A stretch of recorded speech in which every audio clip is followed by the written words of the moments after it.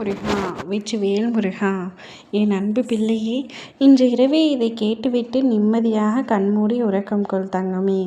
நாளை நீ உண்மையாக நேசிப்பவர் உன்னிடத்தில் வந்து பேசுவார். சில நாட்களாக அவரிடத்தில் ஏதோ மாற்றம் தெரிகின்றது.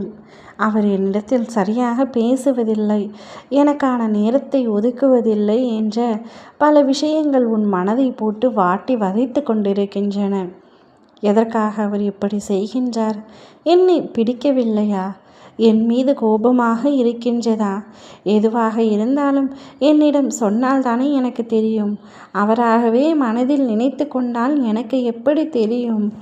அவர் மனதில் அப்படி என்னதான் உள்ளது என்று எனக்கு புரியவில்லையே அப்பா. அவர் என்னிடம் எப்பொழுதும் போல பேச வேண்டும். அதற்காக நான் என்ன வேணாலும் செய்வேன்.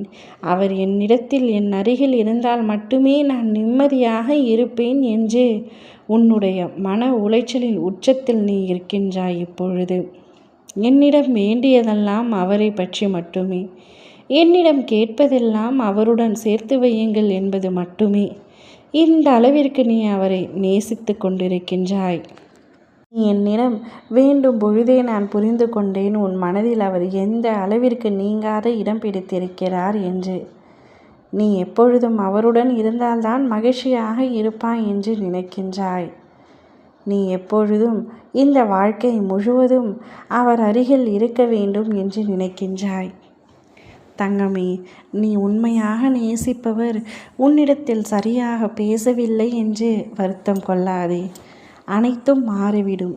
நாளையே உன்னை அழைத்து மனம் விட்டு பேசப் போகின்றார். உன் அப்பா நான் உனக்கு உத்தரவாதம் தருகின்றேன். அவர் மனதில் உள்ள கோபங்கள் அத்தனையும் அழித்து உன்னிடத்தில் வந்து எப்பொழுதும் போல இயல்பாக உன் அப்பா நான் பேச வைக்கின்றேன். உனக்கு அவர் மீது எவ்வளவு அன்போ அதை தாண்டி எனக்கு உன் மீது அன்பு உள்ளது. என் பிள்ளையான நீ மகிழ்ச்சியாக இருந்தால்தான் உன் அப்பாவிற்கு மகிழ்ச்சி. உனது சந்தோஷம் எதுவோ அதை தேடி தேடி உனக்காக நான் செய்து கொண்டிருக்கின்றேன். நீ எதையெல்லாம் வேண்டுமென்று என்னிடத்தில் கேட்கின்றாயோ அவை அனைத்தையும் உனக்காக தர வேண்டும் என்று நான் முடிவு செய்து விட்டேன். இப்பொழுது நீ என்னிடம் கேட்பதெல்லாம் அவர் என்னிடம் பழையபடி ஒன்றாக நன்றாக பேச வேண்டும் என்பது மட்டும்தான். நிச்சயம் என் பிள்ளையின் ஆசையை நான் நிறைவேற்றுவேன்.